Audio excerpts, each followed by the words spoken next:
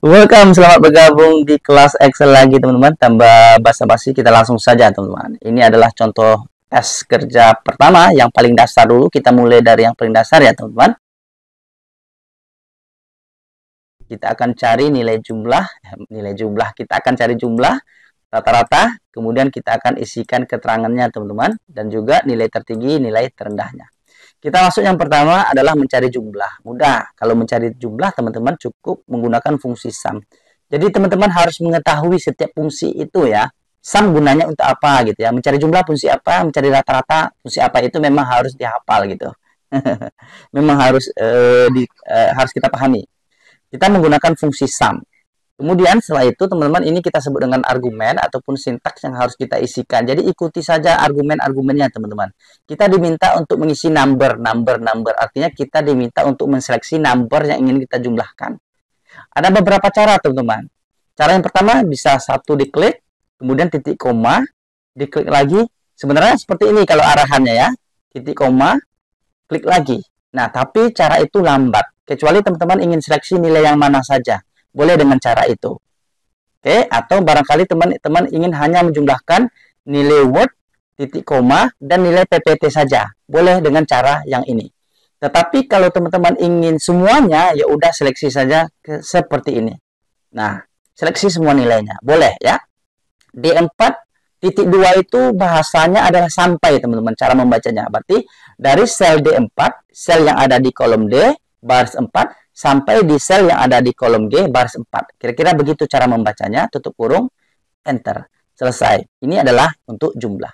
Kemudian untuk copy rumus ada beberapa cara, teman-teman. Cara yang pertama, double klik seperti ini. Ada jumpa simbol seperti ini, double klik, 1, 2. Cuman dia akan sampaikan ke bawah, teman-teman. Ya, dia akan sampaikan ke sel yang paling bawah. Itu kelemahannya. Kecuali di sini sudah batas akhir selnya, boleh klik 2 kali. Atau cara yang kedua, ada 3 cara nih teman-teman. Cara yang kedua, taruh selnya di sini, posisikan kursor di kiri bawah. Setelah teman-teman jumpa simbol seperti ini, drag ke bawah seperti ini. Nah, ini cara yang kedua. Kemudian cara yang ketiga, teman-teman juga bisa klik kanan, copy, kemudian teman-teman seleksi sel sisa di bawahnya, klik kanan lagi, pilih paste formula teman-teman. Jangan yang ini ya. Kalau ini dia hanya mengcopy nilainya saja. Yang ini. Tapi yang formula. Jadi yang di copy-nya itu adalah rumusnya. Nah, itu 3 cara untuk mengcopy rumus. Kemudian untuk mencari rata-rata. Ya, mencari rata-rata sama dengan kita pakai fungsi average. Nah, ingat ya. Average. Average itu artinya rata-rata. Caranya sama. Diseleksi number-numbernya. Kalau teman-teman ingin mencari rata-rata Word dengan akses saja, bisa diseleksi satu-satu. 98, ini untuk nilai Word, titik koma, akses. Nah, berarti rata-rata 2 mata pelajaran saja. Nah, itu teman-teman. Tetapi kalau ingin rata-rata semua nilai, teman-teman seleksi saja semua nilainya. Jadi, kondisional teman-teman sesuai dengan kebutuhan. Tutup kurung, enter. Nah, kita dapatkan hasil 85,75. Ya. Mungkin ada yang bertanya, barangkali ilmu baru juga bagi teman-teman, barangkali ya teman-teman. Di sini kan ada 0,75. Bagaimana kita ingin membulatkannya Kak gitu ya. Teman-teman pergi ke tab home. Nah, di sini ada teman-teman lihat di bagian group number. Di sini ada increase decimal. Increase decimal berarti nambah angka belakang koma teman-teman. Nah, saya klik maka dia akan bertambah terus. Oh, tanda pagar berarti sudah penuh kolomnya. Atau di sebelahnya ada decrease decimal. Kita kurangi angka belakang koma. Gitu maksudnya teman-teman. Nah, oke. Kalau bulat seperti ini. 1 belakang koma kita increase lagi. Nah, seperti itu teman-teman. Kemudian tinggal copy rumusnya ke bawah. Kita pakai cara yang mana terserah. Kita cukup drag datanya ke bawah seperti ini teman-teman ya. Alright. Nah, itu untuk mencari rata-rata. Ini terakhir ya teman-teman. Karena agak sedikit panjang penjelasannya. Kita masuk nilai tertinggi. Kita mau cek nih berapa nilai tertinggi untuk Microsoft Word. Dan seterusnya ya, kita gunakan fungsi max. Jadi ini harus diingat ya teman-teman, max. Cara mengingatnya ya bahasa Inggris sangat menolong sekali gitu ya. Max itu singkatan dari maksimum, berarti nilai tertinggi. Kemudian caranya sama, seleksi numbernya.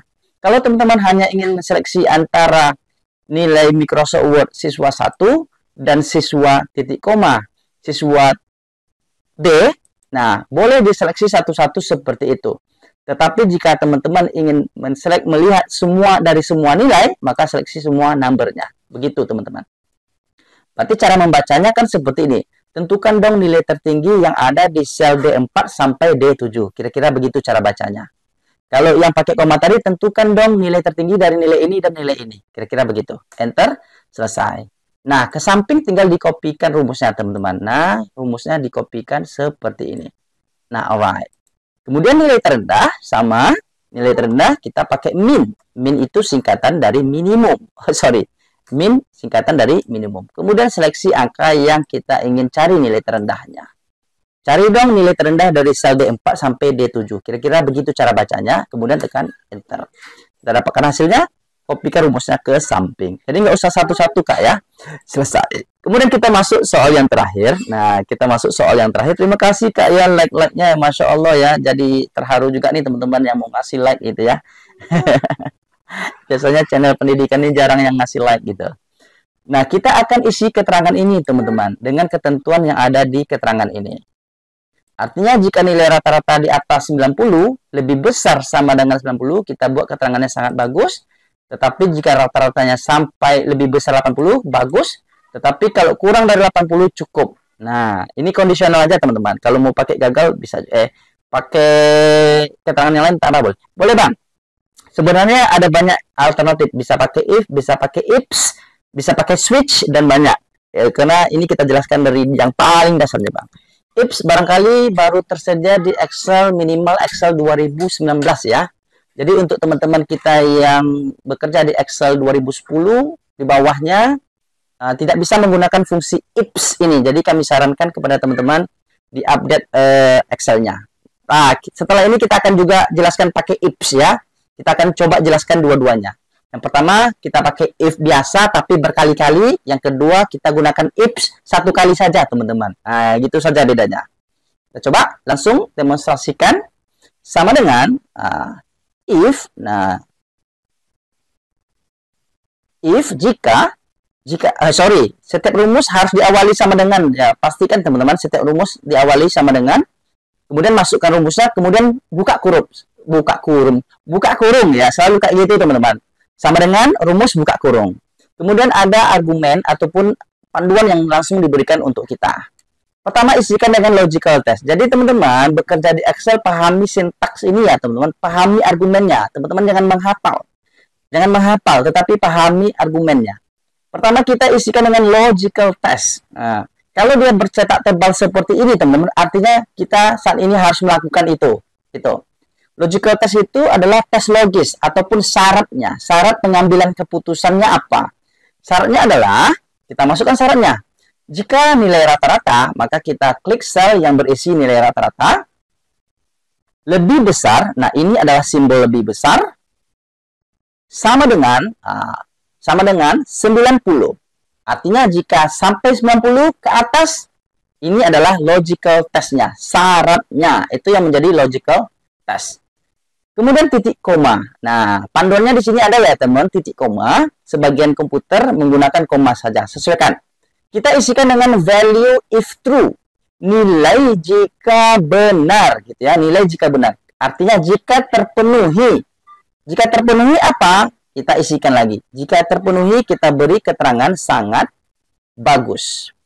Tapi pastikan teman-teman keterangannya diapit tanda petik 2 ya, karena keterangannya berupa teks. Dalam rumus Excel, setiap teks wajib diapit oleh tanda petik 2. Itu logikanya teman-teman. Karena nanti akan berlaku juga pada rumus-rumus yang lain. Kami ulangi. Dalam rumus Excel, kalau dia berupa teks ataupun huruf, maka wajib kita apit dengan tanda petik. Kalau tidak, nanti dia error, tidak terbaca rumusnya. Kira-kira seperti itu. Kemudian titik koma. Kita masukkan syarat yang kedua. Nah, ya, if yang kedua. Jika if.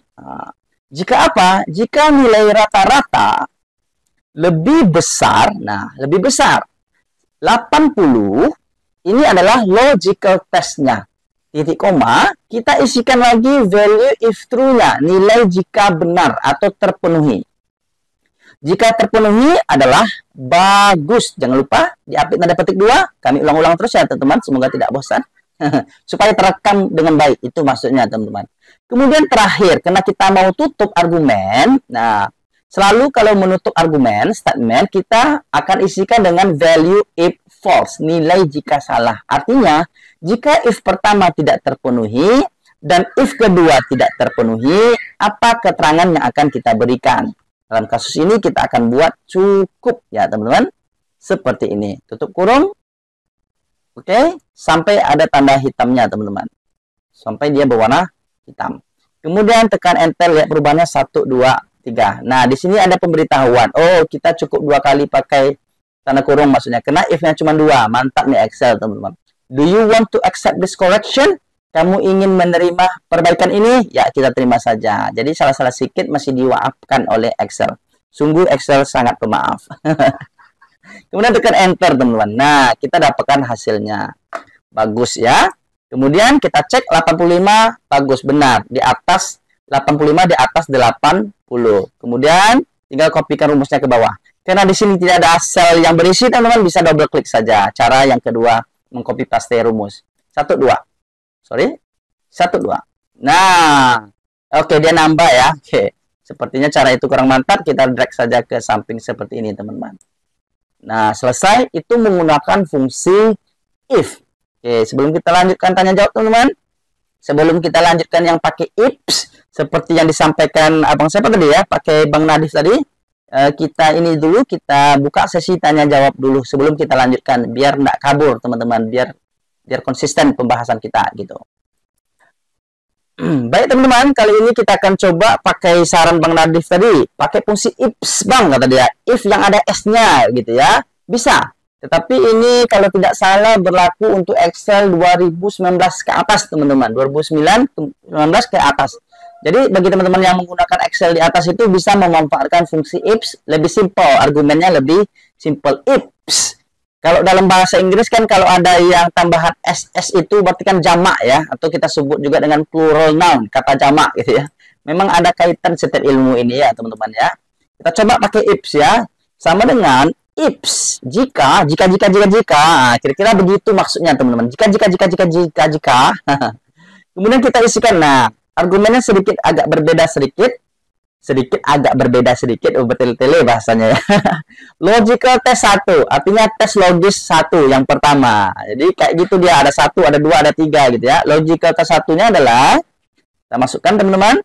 Jika nilai rata-rata ini lebih besar sama dengan 90, nah itu logical test pertamanya.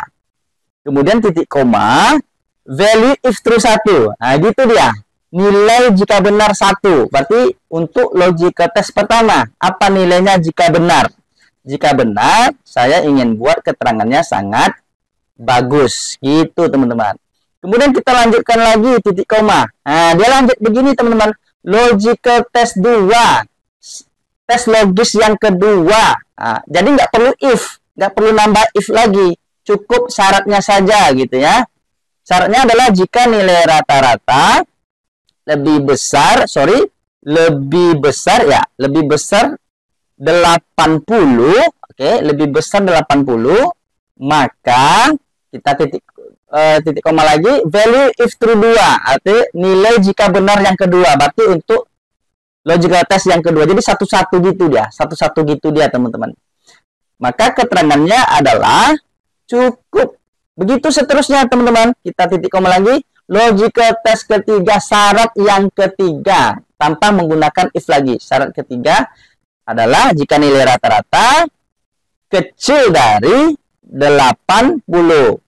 Titik koma, value if true 3, nilai jika benar ya, yang ketiga. Jadi begitu dia, agak sedikit berbeda cara bekerjanya. Cukup. Begitu seterusnya. Nggak ada value if false-nya. Kalau tadi kan ada nilai jika salah, ditutup gitu ya. Kalau ini yaudah, syarat 1 keterangannya apa, syarat 2 apa, syarat 3 keterangannya apa, syarat 4 keterangan apa, dan seterusnya, tanpa mengulangi if berkali-kali. Maka tutup kurungnya cukup 1 kali, karena rumusnya cuma 1. Kalau tadi kan if, rumus if yang digandakan gitu ya, multiple gitu ya. Sekarang ifs ya 1 aja gitu. Tekan enter, 1, 2, 3. Nah, hasilnya ya sama. Hasilnya sama, teman-teman. Kopikan rumusnya ke bawah. Nah, benar juga ya. Hasilnya juga benar. Semoga membantu teman-teman semua. Kita lanjutkan sesi tanya jawab.